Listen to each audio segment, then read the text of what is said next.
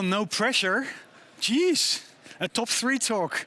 I hope I can make it a top 50 talk, if that's okay. I'm going to do my best, though. I'm going to share a few of my war stories with you. This is the thing.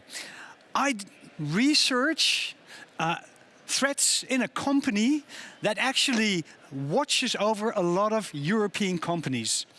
Right, so we're like the watch guards. We look over their shoulders, everything that happens, and whenever we see something happening that's out of the ordinary, we're going to either kick the bad guys out, or we're going to do something else to make sure that this company isn't compromised further. So that's what I do. And I'm not ashamed to say that we saw 21,000 successful attacks in 2018. Now, what I want to do is I want to take you through a little bit of a history of cybercrime first. Why do I want to do that? Well, Freek knows this because I spent a vast majority of my life into chasing these organized cyber criminals, who some would say live a little bit farther east than Poland and a little bit farther west than China. So I know a lot about these guys. I want to share a little bit of the history. How did all of this start out? And then the second thing, how does that project us into 2019? Because you might see, if you look around you, if you look at how tech is evolving, how threats are evolving, the kind of doomsday stories that you hear on the news, Trump's war against China, the trade war, all of this has connections. So I want to take you there. And then I want to take you into, okay, so isn't all of this hacking stuff, isn't that all because all software is super buggy? So isn't secure coding a principle that we should deploy, and how much of a change would that make if we did that? Because I'm knowing very well that I'm talking to a very knowledgeable developer conference, and my knowledge about coding is not that well, so I'm going to be immediately upfront and frank about that, but we're going to dive a little bit into that as well. Right. First of all, this story is based on true data. Important to say. A very, very smart guy told me once, without data, you're just a guy with an opinion.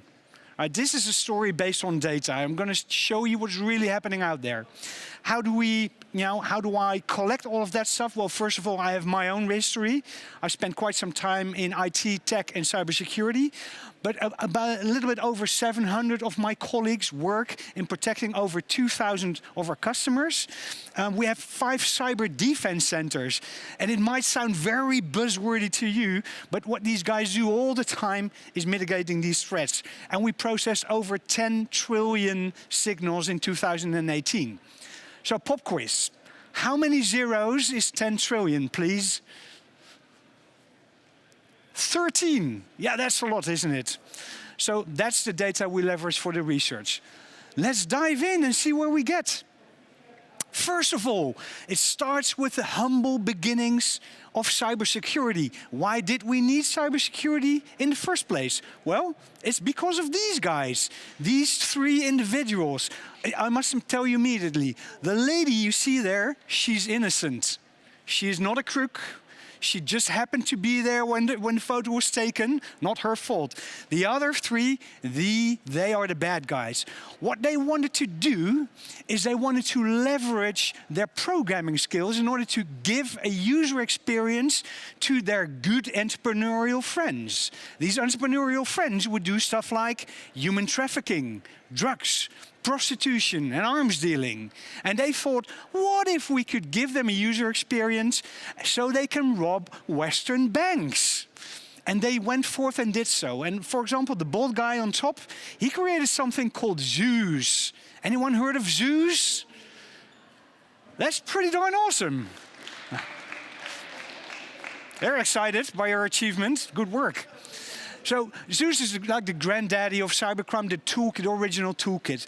So what he did, he sold that to his friends who would then rob Western banks with it. So here's the first question. So did that mean that Western banks in those times, we're talking about 2006, 2007, 12 years ago, they were very unsecure maybe, weren't they? Maybe the programming skills of the guys creating those online channels were falling short. Well, in reality, they were the best protected organizations pretty much in the world back then. You know, next to maybe government defense organizations, the banks were the best protected organizations in the world. So how come these bad guys succeeded into stealing money off these banks? Well, they thought about this from a system perspective. They knew that within the system, the weakest link in doing a transaction from a bank is not the bank itself, which is near bulletproof. You know, as the ING and other people out there will say to you, they targeted the customers.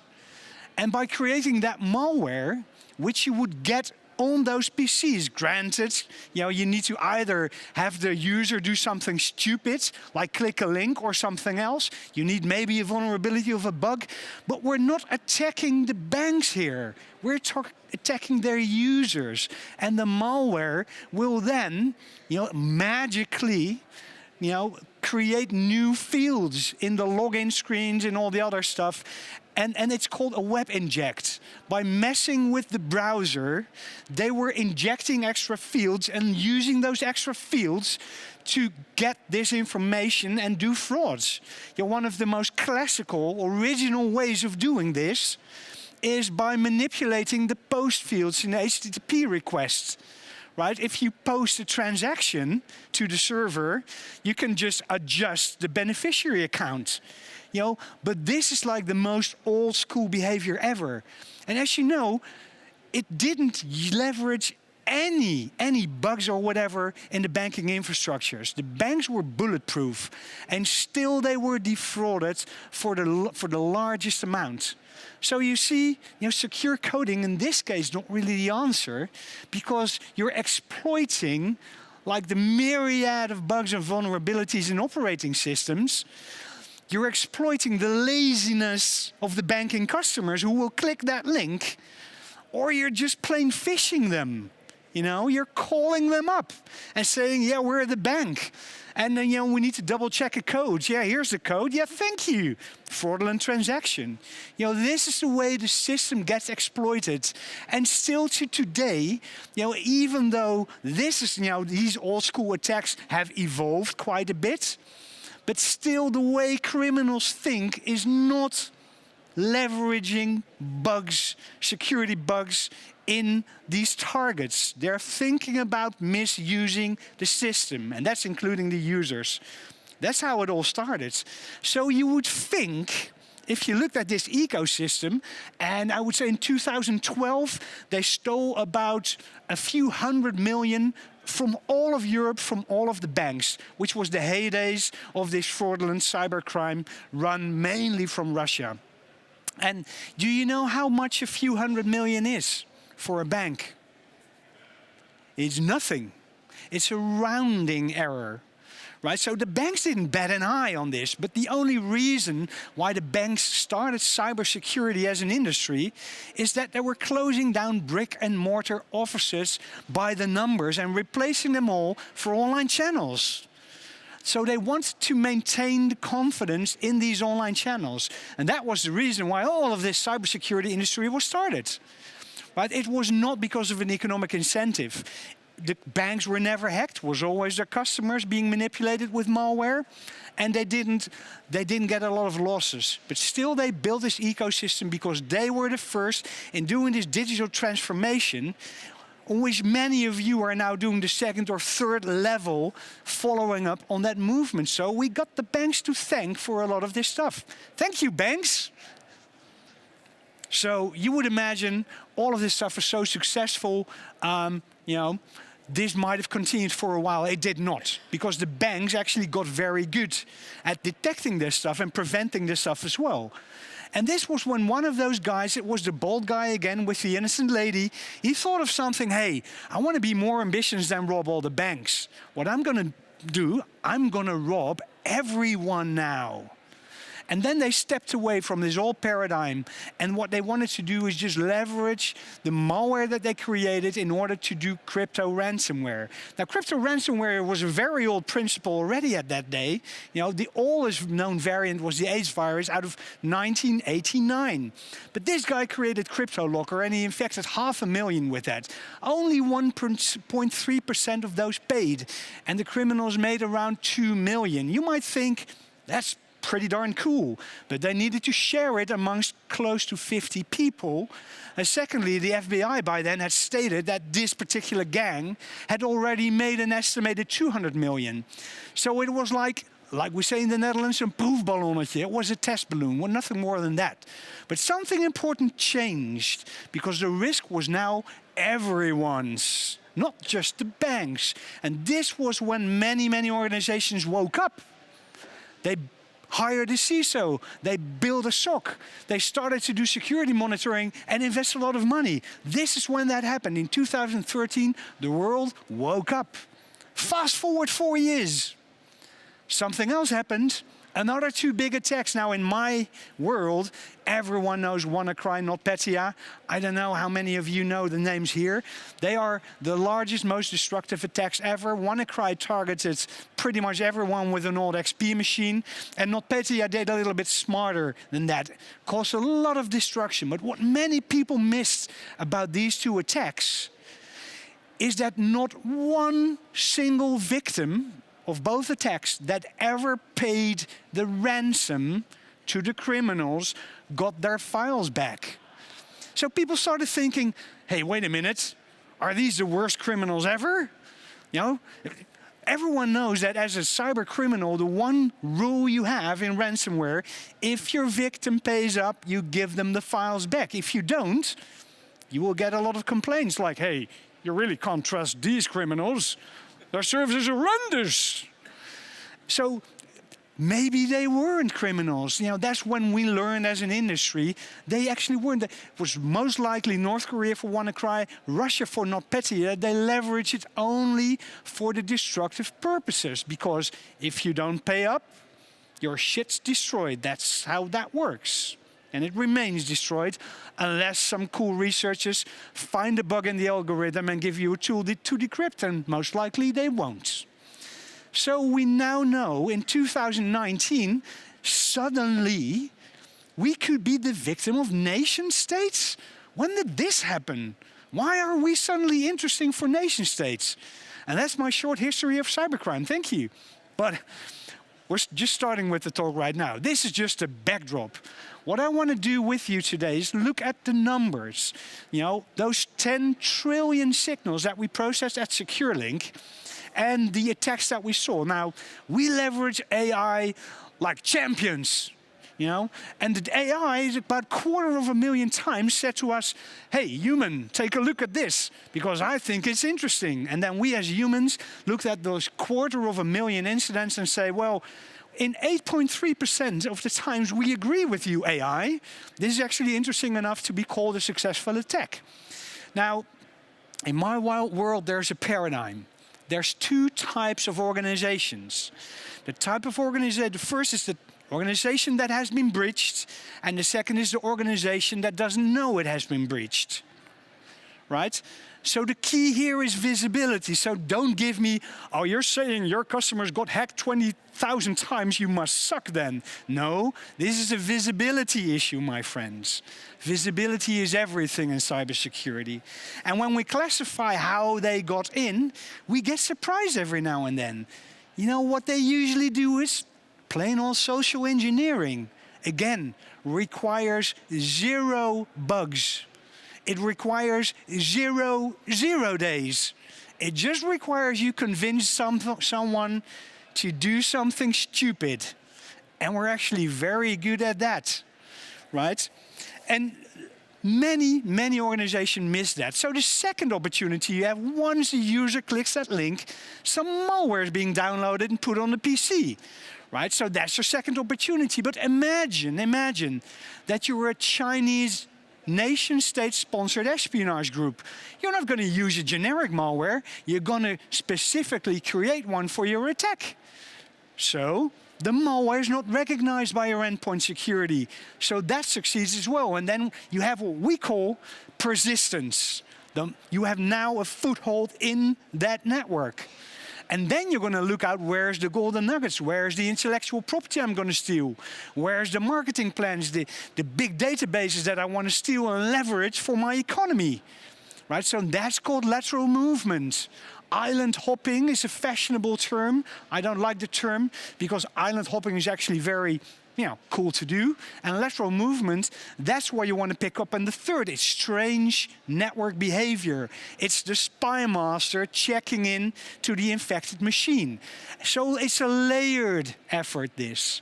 And layering is so important because you always need to assume you're going to miss the top layer. You might even miss the second layer. You might even miss the third layer. And that's how you build your defenses.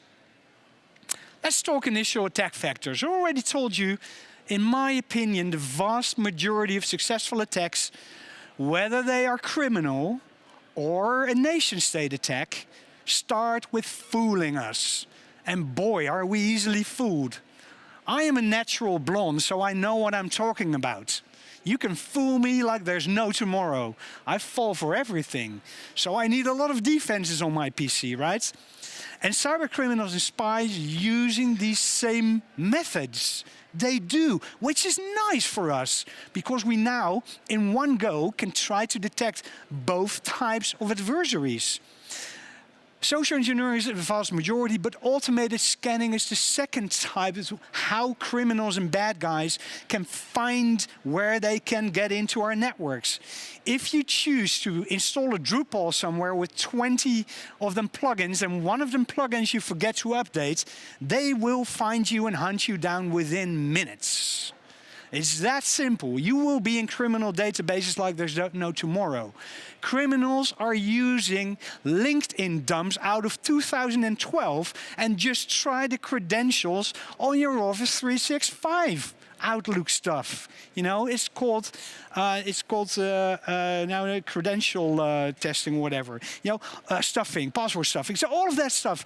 Automated attacks is the second big thing that might happen online. And this is obviously where your expertise comes in, because I would say, yes, this part does require for us to be a little bit more diligent and maybe not at programming those Drupal plugins, but also choosing them and choosing one that is actually maintainable in some way. And what did we see? In summer, suddenly social engineering went up. And this is strange, because we know for a fact that the bad guys go on holidays. So in summer, usually criminal activity will go down. In winter, the week before Christmas, they will go on a skiing holiday. They will. And they will get back in the end of January. They will start up their operations again. So we saw in 2018 that even the bad guys won't stick by their own trends. Oh, I hate them, How can we ever? Maybe the reason is that they think, hey, in summer, all of the security personnel goes on a holiday as well. Many managers go on a holiday. Maybe the diligence in that particular company is a little bit lower. So, well, heck, let's do it. Social engineering in summer was rampant. So they will try to get you while you're not paying attention. Well, thanks for knowing that. Second thing we learned from our numbers. Who of you in this room, could I see fingers, please, for all of you working in a company of 1,000 people and more? That's about 20%, 15%. I have bad news for the rest of you. You are hit 6 times harder than those guys with their hands up. So on average, what we see, if we gauge our attacks, if we divide it by the number of heads in the company, smaller company under 1,000 are hit 6 times more. And you would say, but aren't smaller companies also often less equipped to deal with these breaches, with malware infections, with breaches and what have you? Yes, they are. On average, of course there's exceptions, but on average they are. So you might say, that's not fair, Eward. And I would say, yeah, but this is one important lesson that you learn in cybersecurity. Life isn't fair. Deal with it. You know, so smaller companies out there, be ready. On average, you're hit harder. Then the other thing, I already told you that ransomware is a favorite attack pastime for the criminals. Why is that? Because rookie criminals, they can just rent an attack from one of them uber kingpins. They want to have 10,000 infections. They get the dashboard. It's called 10,000 customers on their dashboard. And then the conversion ratio, which starts with 0%, and they start managing to 5 or 10%. If you manage to do that, you're a pretty cool guy. And those are like the smaller, like the drug pushers on the corner of the street, and the guys renting out these big infrastructures to them. They're the big kingpins. So it's a very easy attack type to start your criminal career in. But ransomware, what many people don't realize, is hard work. Because, okay, listen, bear with me for a while. If you want to have 10,000 infections first, you need to store unique identifiers plus private keys, which was used for the encryptions on that particular node in a central infrastructure. Right, in a database. And then you need to make sure that the FBI and Europol and all the other good guys won't be able to reach that infrastructure, so you need to protect it. Then you need to make sure that you monitor your Bitcoin address, because if a payment comes in, you need to give immediately, you need to grab that private key, match it to the unique identifier of the particular bot, give it back with a little tool to the victim, because if you don't do that fast enough, they will say, hey, you really can't trust these criminals. Right? You get that kind of crap. You get bad press, bad word of mouth. So you don't want that. So people don't realize it's way more work than you think. So in January, we were very excited to see that the criminals had found a way around that. Enter cryptojacking. Now, all of you guys are very knowledgeable about blockchain, I imagine, way more than I do, right? So you all know what mining is? Who knows what mining is? Please, fingers. How that works? Pretty much all of you. So the lowdown, you invest your CPU power, in return you get a lottery ticket. Yeah, that's it, pretty much. So if you want enough lottery tickets, you borrow someone else's CPU power. So it made sense for them, hey, we can skip the entire victim interaction part. We're going to go do cryptojacking, we're going to get rich, and we don't need to do anything. Good thought, criminals. And in January, we saw cryptojacking overtaking ransomware by a factor of 2. Matter of fact, in 2018, I stood in front of these audiences and said, listen, this is the end of ransomware. So we can all go back home and enjoy some leisurely downtime, because ransomware will disappear altogether. You think I was right? I wasn't right? No, because in June, July, we suddenly saw ransomware bouncing back up to be the #1 attack type. We saw the incidental breach, right, of, let's say, individual networks where they found database farms and did some mining software there. But other than that, you know, with ransomware was back up. All of you know the reason, I imagine. What do you reckon? Might it have something to do with the fact that in January a Bitcoin cost $20,000, and in December it cost $3,000? So even the most hardened criminal out there won't earn 85% less with the same effort. At least with ransomware, they could change their demands. So that's what happened. People saying to you that cryptojacking is the biggest threat out there, refer them to me. They're wrong. It's not. Still ransomware. It's still the top worry. I can tell you that none of my customers worries about cryptojacking. And this is the inside of the network view. Let me explain a little bit about myself. I'm Eward. I'm from a small island in the south of the Netherlands. I like to eat herring. For those of you that are not Dutch, herring is eaten raw with onions. Please don't smell my breath after I had 3, right? And my mom taught me a lot of important lessons on that island. But the most important lesson must be, Eward, whatever you do, don't feed the seagulls. Because if you do, they will come back with all their friends and family and they will shit on your shoulders. So I didn't feed the seagulls. But you know who did? The tourists. Yes, they did feed the seagulls. And they got cockier and cockier, and then this happened to my good friend. So what if we transpose this to cybercrime? What if that ransomware issue, couldn't we just agree with everyone in the room here, let's stop paying the criminals. Whenever we're hit with a ransomware attack, we're going to bite the bullet. We're going to restore a network from tape or from whatever online backup. We're going to bite the bullet. We're going to not pay. That will make them stop. Unfortunately, if life was only that easy, the criminals have found a way around this. And the reason why they did that is they thought, well, if they have the option to restore their network, that's maybe something that we should prevent then. And criminals got a little bit smarter, and they now enter our networks through whatever means, by means of big numbers, and then they stay hidden for a while, and they look for value. You know what, one of the things is that we really, so only the one time, but this is an attack that we observed, they went into one of our customers' networks, found the invoice template. They edited the invoice template. They changed one little field. Can you guess what it is? The bank account number, indeed. And then they went out. That's all they did. And the money came rolling in. But more often than not, we won't see that kind of an easy attack. They need to revert to plan B, and that is they're going to go after your online backup. And they're going to take their time and be nice guys about it and destroy all of your backups. And then they're going to ransom your network with some pretty darn generic ransomware. And then you have the choice.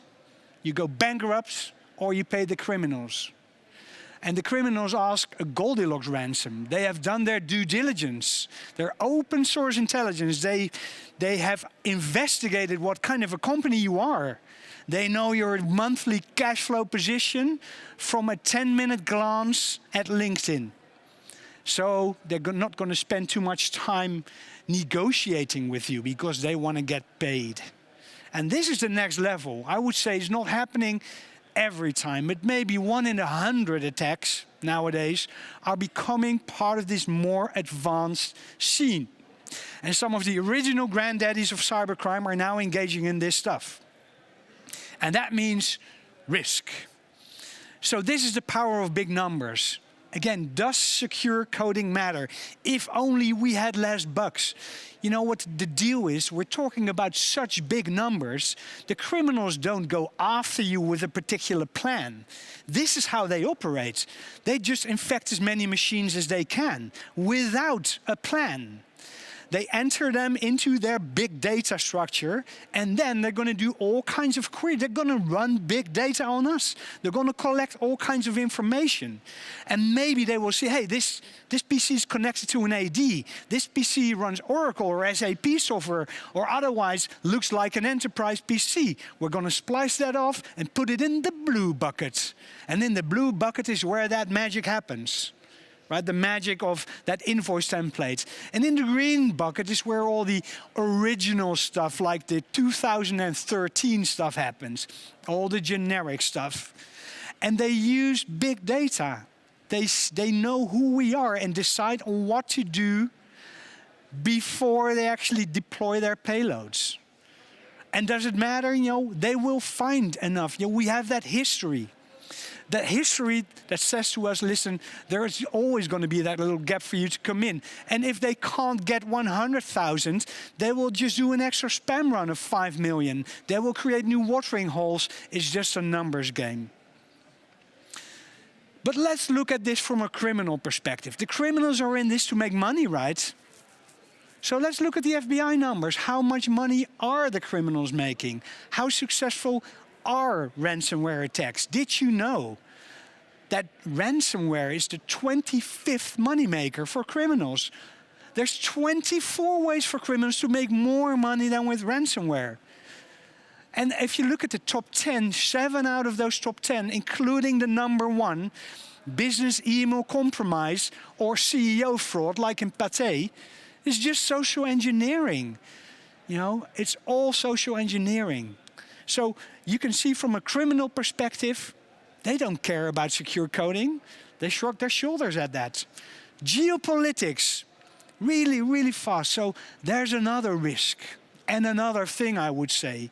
You might have seen that this world is getting a little bit of a strange place, with world leaders dissing each other, calling each other out, with cyber ops, cyber armies and all that kind of stuff. Trade wars and what have you. Now, is there an APT after you? Might be. This is a big room, but likely not. But one of you will know someone that the big nation states are after. I know there's banks here. Banks know that better than anyone. Defense knows well. You know, aviation industry, cars, that kind of stuff. It's all being targeted by nation states. And there's three big motivations. The first is sowing destruction. This is the NotPetya attack I was talking about, like the Russians, rolling their muscles, generating destruction. Why? They want to be taken seriously, because their budgets are actually way lower than their main adversary, which is the US. Then filling budget gaps. There's one country even poorer than that. It's about, I would say, the GDP is the same as the town of Sliedrecht in the Netherlands. Which is not true, I just invented that for a fact, but it's very, very poor. They go after the Bitcoins now. They entered that niche. They rob Bitcoin exchanges. It's estimated that half of the Bitcoin heist attacks in 2018 were done by them. Why? Because Bitcoin exchanges are worse defended than the banks were back in 2007. Their SecOpSec is horrendous. So yeah, they're going to leverage that. And then the gentleman spies. I'm talking about, let's say, you might see on this little map where I plotted all the identified nation state sponsored hacking groups. There's a pretty darn large blob in China, and all of them are dedicated to one thing and one thing only, is industrial espionage. Have we seen those in those numbers? 21,000 attacks? Yes, we have. Can't tell you how many times. Can't tell you how they get in, though. They don't target their targets. They target someone else, their suppliers. Who of you is working in an IT provider or a managed service provider? Yes, they target you. And through you, through the VPNs you have with your large target customers, they get into their ultimate targets. That's how they get in. Starts with social engineering through the supply chain. So yeah, they're not going to even attack you. They're going to attack someone else. That's smart, is it? And one of the biggest examples I know of total system failure, and this is where we get down to the internet was never designed to handle this level of crap, is DigiNotar. Back in 2011, I believe, you know, there was this little company. They decided to sell trust certificates as a CA, or certificate authority, still being used today in TLS and OSSL communication. They were hacked. A false wildcard certificate for Google was extended, and they used that to spy on 300,000 Iran natives, Iran citizens, likely journalists and that kind of stuff. This had potentially deadly consequences. It was a complete cluster. Yeah, I need to be nice, but and everyone then knew that this whole trust system is totally broken. Right? This doesn't work, and likely, very likely, a nation state behind it might be the US, might be someone else, you know. But this whole system is just completely failed, and that's it. You know, it's not even the fact that the software was insecure or whatever. They just made budgetary choices not to invest to protect this stuff, which is why they went bankrupt. So, in other words, the biggest problem with this stuff is, in my mind, is not the fact, it's not the quality of our software, it's the fact that we refuse to evolve. We pretend like it's 2013, and in reality it's not. Did you know we have an emergency response team? They get calls. Did you know we still see WannaCry? It requires a Windows XP weakness, and we still see that at our customers. That's stupid. Did you know that we get calls? Oh, our cloud server is completely hacked. And we say, look, well, yeah, you do use single factor on that Office 365. And that particular account you're talking about, you hadn't changed the password in 10 years. And we found it was actually present in that LinkedIn dump. So do you want to be hacked? Or so we don't evolve. We know what needs to be done, we don't do it. So there's many reasons we get owned. Let me outline some of them. Because they force human error on us, social engineering. Because we don't configure our stuff right. You know, the CMS hacking, the website, the Drupal plugins, WordPress all being scanned, you get your skimming stuff in there and done. Budget errors. Yes, if you want to be a big bad CA, you better invest in your security. If you don't, you're going to go bankrupt within months. Third-party error. I am very well defended, but is my supply chain? No, they're not. And that's how they're going to get in. Architectural error. WannaCry. If you get WannaCry on your PC in the network and you haven't segmented, you don't have VLANs, you don't have internal firewalls, it's going to spread all over the place, like all of the English hospitals noticed. That's the architectural error. And yes, finally, there's the bug as well. This is where secure coding comes in. You know? So am I downplaying secure coding? Of course not. I'm now going to completely reverse what I just said and going to state the opposite. Thing is, secure coding might be the most important thing we have going into the future because of cloud. We don't need firewalls anymore. We don't need people managing firewalls anymore. We don't need infrastructure security anymore. We don't need data security anymore. All of that stuff is disappearing. In the end, we don't need operating security anymore. The only thing we need is application security, because that's the only thing we're going to manage in the future. And the only thing where you can go wrong there is by introducing bugs in that particular piece of software. Right? But we can't reverse time. We have a pile of crap to clean up as big as the Eiffel Tower, and that's where companies such as mine comes in. You have the fiduciary responsibility as developers to start secure coding and understanding that if you can start doing it well from this moment on, some way along the line, in maybe 10, 20 years, we will be better secured than ever.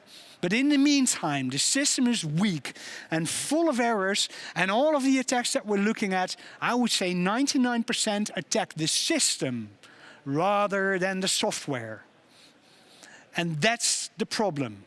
In the meantime, I'll be plugging holes for you with my 700 colleagues, and I hope you will do well going into the future. If you want to read more about this, scan this QR code. You will see my annual report. Thank you very much.